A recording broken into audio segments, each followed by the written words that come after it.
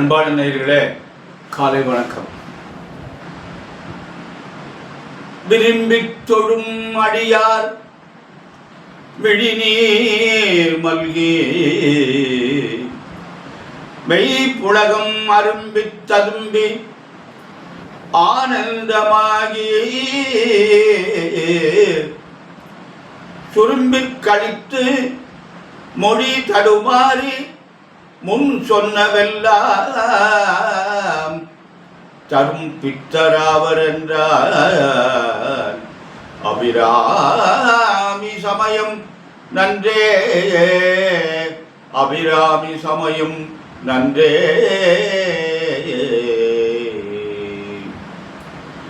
அன்பு சார்ந்த பெரியவர்களே, இன்று ஆவணி மாதம் 29ஆம் நாள் ஞாயிற்றுக்கிழமை, சப்தமி திதி காலை 9:17 வரை, பின்னாடி அஷ்டமி வந்துடுது. ரோகிணி நட்சத்திரம் 1:20 வரை இருக்கு மத்தியானம்.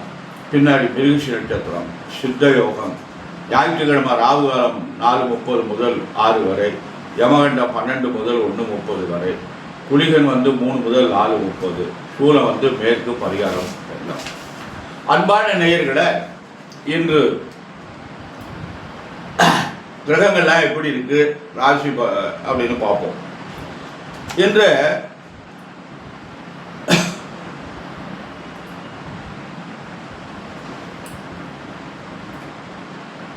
குரு பகவான், சூரியன் சிம்மத்தில், சுக்கிரன் சிம்மத்தில், சுக்கிரன் சிம்மத்துக்கு வந்துட்டாரு, கேது சிம்மத்தில், 3 கிரகம் சிம்மத்தில், கன்னியில செவ்வாய் புதன், கும்பத்தில் ராகு சனி, சந்திரன் ரிஷபத்துக்கு வந்துட்டாரு, ரோகிணி நட்சத்திரம்.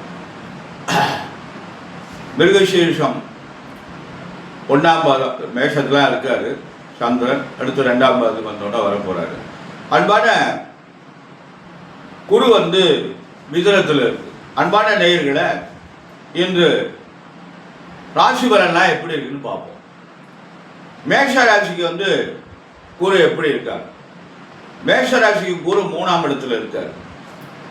4 கூடியவர் 5 கூடியவர் 5லே இருக்காரு, சுக்கிரன் 5ல் இருக்காரு. இது 2 நல்ல அமைப்பு.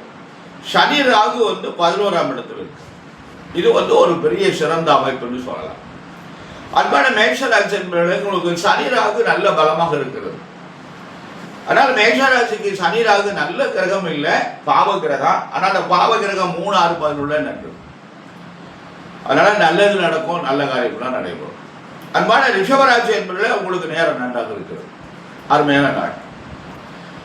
உங்களுக்கு குரு பகவான் 2ல், 4ஆம் அதிபதி 4ல், இதெல்லாம் ஒரு நல்ல நிறைவு. இப்போ ராசிநாதன் 4ஆம் இடத்துக்கு வந்துட்டார்.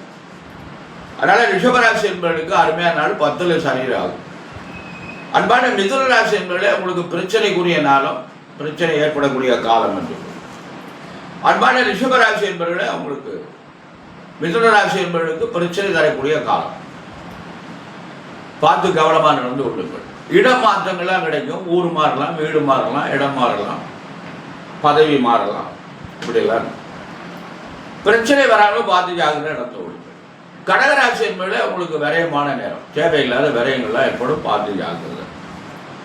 அன்பான கடகராசி என்பதில் நீங்கள் முடிஞ்சுன்னா நல்ல விரயமாக பண்ணணும். சுப விரயங்கள் பண்ணலாம், இடம் வாங்கலாம், வீடு கட்டலாம், திருமணம் செய்யலாம். அன்பான சிம்மராசி என்பதில் உங்களுக்கு அண்மையான நாள், நல்ல நாள், நல்லது நடக்கும், நல்ல காரியம்லாம் நடைபெறும். உங்களுக்கு குருபகவான் 11ஆம் இடத்துல லாபஸ்தானம் இருக்கு. இருப்பினும் 7ல் சனி ராகு இருக்கும். மனைவி கணவனுடைய உடலில் கவனம் தேவை. அன்பான கன்னிராசி என்பதில் உங்களுக்கு குரு 10ஆம் இடத்துல இருக்காரு. பதவி பறி போகும்னு சொல்லுவாங்க. அதனால் பார்த்து ஜாக்கிரதையாக மேலதிகாரிகள் ரொம்ப கவனமாக நடந்து கொள்ளுங்க. துளாராசி என்பதில் உங்களுக்கு அருமையான நாள், நல்ல நாள், நல்லது நடக்கும், நல்ல காரியங்கள் நடைபெறும். துளாராசி என்பதுக்கு 9ஆம் இடத்துல குரு.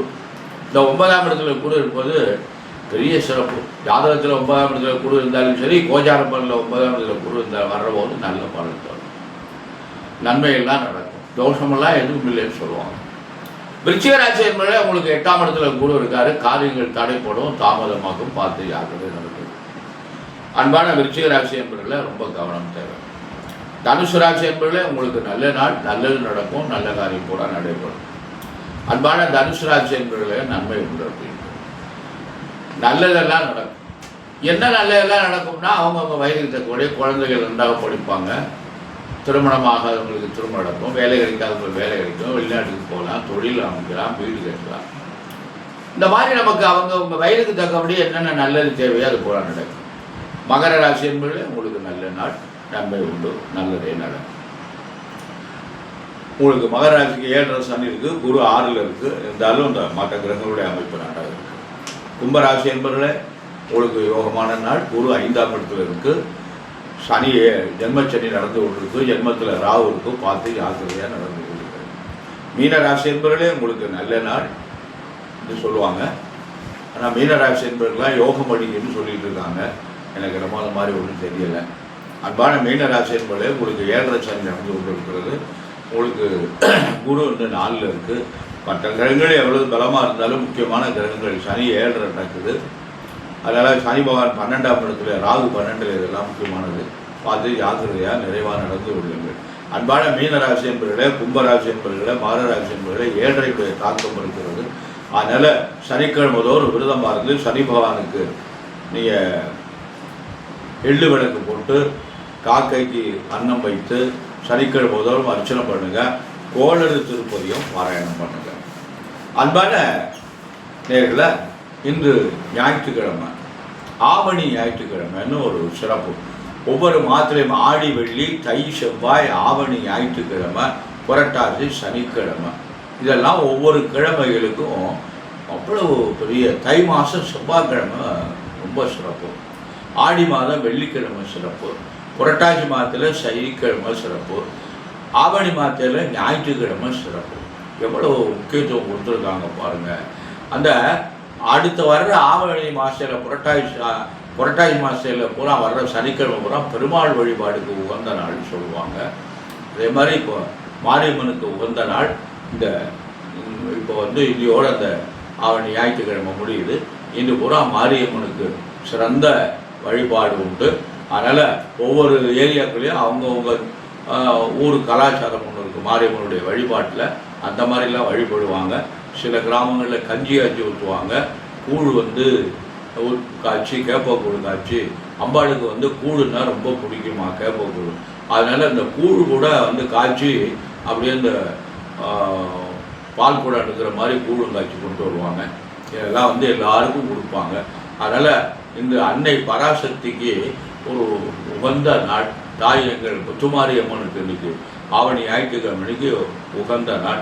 இன்று வந்து அந்த மாரியம்மனுடைய வழிபாடை நம்ம செஞ்சுட்டு வந்தோம்னா நமக்கு அன்னை மனம் குளிர்ந்து நிறைய நமக்கு நல்ல நன்மைகளை பூரா செய்வாங்க அப்படின்னு சொல்கிறது. இதில் நமக்கு தாய்க்கு வந்து எப்படின்னா அவங்கள குளிர்ச்சி விட்டணும், குளிர்ச்சி படுத்தணும். அதனால் அபிஷேகம் தான் இதுக்கு முக்கியம். பாக்கியெல்லாம் நமக்கு அதை விட அவங்களுக்கு வந்து எவ்வளோ நல்ல உயர்ந்த பொருள்களால் நம்ம வந்து அபிஷேகம் பண்ணுறோமோ அவ்வளோ இந்த மாரியம்மனுக்கு நமக்கு வந்து பண்ணோம்னா அவங்களுடைய உஷ்டமெல்லாம் குறைஞ்சி, நம்முடைய உடம்புல இருக்க உஷ்டமெல்லாம் குறைஞ்சி சீதளா தேவின்னு அவங்களுக்கு பேர். அதனால் அவங்க வந்து நமக்கு நன்மை செய்வாங்க, நல்லதெல்லாம் செய்வாங்க அப்படின்னு பேர். அதனால் நாம் வந்து எல்லோரும் என்ன பண்ணணும், இந்த கண்டிப்பாக மாரியம்மனுடைய வழிபாடு செய்து நம்முடைய அன்னை பராசக்தி ஒரு மகாமாரியம்மனுடைய அருள் பெற வேண்டும். அன்பான நேயர்களே, நமக்கு இறை வழிபாடு நமக்கு ஒரு நல்ல சிறந்த ஒரு பலனை தரும். நாம் வந்து கண்டிப்பாக வழிபாடில் வந்து ரொம்ப கலந்துக்கிட்டு நம்ம இங்கே ரொம்ப பக்தியாக இருக்கணும், ஆச்சாரமாக இருக்கணும், சுத்தமாக இருக்கணும், சுகாதாரமாக இருக்கணும். இதெல்லாம் இந்த இறை வழிபாட்டுக்கு உகந்த நாள். நமக்கு வந்து இந்த அபிஷேகம் பண்ணுறதுல தான் நமக்கு ரொம்ப முக்கியம். என்னென்னா மாரிக்கு வந்து மஞ்சள் பொடி ரொம்ப உகந்தது. இந்த மஞ்சள் பொடியில் என்ன மஞ்சள் பொடி உண்டுன்னா கஸ்தூரி மஞ்சள் வாங்கி வச்சு அதை வந்து அரைச்சி அதனால் அபிஷேகம் பண்ணோம்னா ரொம்ப உயர்ந்த பலன் தரும். கஸ்தூரி மஞ்சள் அம்பாளுக்கு ரொம்ப உகந்தது. அதனால் அவளுடைய அதுக்கு அந்த கஸ்தூரி மஞ்சள்னால அவளுக்கு அபிஷேகம் பண்ணோம்னா நல்ல நிறைவான பலனை தருவாங்க. அதனால் நீங்கள் அந்த மஞ்சள் பொடி அபிஷேகம் ரொம்ப நல்லது, வாசனைப்பொடி அபிஷேகம் நல்லது, நல்ல தைலங்கள் வந்து அபிஷேகம் பண்ணுறது அவளுக்கு ரொம்ப நல்லது. அதனால் அந்த காலத்தில் சந்தனாதி தைலம் அபிஷேகம் பண்ணுவாங்க. நல்ல சுத்தமான நல்லெண்ணெய் அபிஷேகம் பண்ணுறது, நிறைய இளநீர் அபிஷேகம் பண்ணுறது நல்லது. எவ்வளோக்கு எவ்வளோ நிறைய இளநீர் அபிஷேகம் பண்ணுறோமோ அவ்வளோக்கு எவ்வளோ அன்னையினுடைய மனம் வந்து குளிரும். அது மாதிரி பால், தயிர் இதெல்லாம் அபிஷேகத்துக்கு மிகுந்த ஒரு உயர்ந்த அமைப்பு.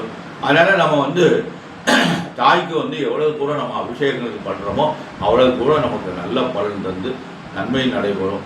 அன்பான நேயர்களே, அதாவது நம்மளால் முடிஞ்சால் தான் செய்யலாம், முடியாத போய் நம்ம செய்ய முடியாது. நம்மளால் என்ன முடியுதோ அதை செய்யலாம். நம்மளால் என்ன பண்ண முடியும், அதனால நம்ம சக்திக்கு தகுந்தபடி நம்மளால் என்ன அந்த அன்னைக்கு செய்ய முடியுமோ அதை பண்ணலாம். 1 லிட்டர் பால் வாங்கி அபிஷேகம் பண்ணலாம், 1 லிட்டர் தயிர் பால் வாங்கி உரக்குத்தி நம்ம விஷயம் செய்யலாம். அதெல்லாம் நமக்கு ரொம்ப பச்சைமா பொடி இருக்கு பார்த்தீங்களா, அரிசிமா பொடி, அது வந்து அபிஷேகத்துக்கு ரொம்ப உகந்தது. இதெல்லாம் வாங்கி நம்மளால் முடிஞ்சதை வாங்கி கொண்டு கொடுக்கலாம். பச்சரிசி வீட்டில் இருந்தால் மிஷனில் கொண்டு போய் திரிச்சு கொடுத்து அதை கொடுத்து அபிஷேகம் பண்ணலாம். இப்படிலாம் நம்ம எவ்வளோக்கு நம்ம அந்த அன்னையினுடைய மனசை குளிர வைக்கிறோமோ அவ்வளோக்குள்ள நம்முடைய வாழ்க்கை சிறக்கும். நம்முடைய வீட்டில் இருக்கிற குழந்தைகள்லாம் நன்றாக படிக்கும். அன்பான நேயர்களே, இன்று எல்லோரும் இன்று காலையில் முடியாட்டாலும் சாயந்தரமாவது மாரியம்மனுக்கு சென்று அந்த மாரியம்மன் நம்மளால் முடிஞ்சது. இந்த மலர்களில் வந்து அம்பிகைக்கு உகந்தது மல்லிகைப்பூ தான். சம்மங்கிப்பூ ரொம்ப உயர்ந்தது. இந்த மலர்களே பாரிஜாதம்னு ஒரு மலர் இருக்குது, அது ரொம்ப உகந்தது. அந்த பாரிஜாதத்தை ஒரு புஷ்பம் எடுத்து அந்த தாய் பாதத்தில் வச்சாலே பெரிய உயர்ந்தது பாரிஜாதம் மலர் என்பது. அது மாதிரிலாம் நம்மளுடைய அன்னை பராசக்தியினுடைய அருள் பெற்று நாம் வந்து எல்லோரும் சிறப்பாக நலமாக வாழணும். நம்முடைய குழந்தைகள் நன்றாக படிக்கணும், அந்த குழந்தைகளுக்கு கை நிறைய சம்பாதிக்கணும், இந்த குழந்தைகளுக்கு வாழ்க்கை துணை நன்றாக அமையணும், அதனுடைய எதிர்காலம் நல்லா இருக்கணும், அதுக்கு நல்ல குழந்தைகளாக பிறக்கணும் அப்படின்னு சொல்லி எல்லாம் வல்ல எம்பெருமான் சர்வேஸ்வரனையும் வள்ளல் பெருமான் வள்ளியில் மணாளன் முருகப்பெருமானையும் பிரார்த்தனை செய்து நிறைவு செய்கிறேன். நன்றி. வணக்கம்.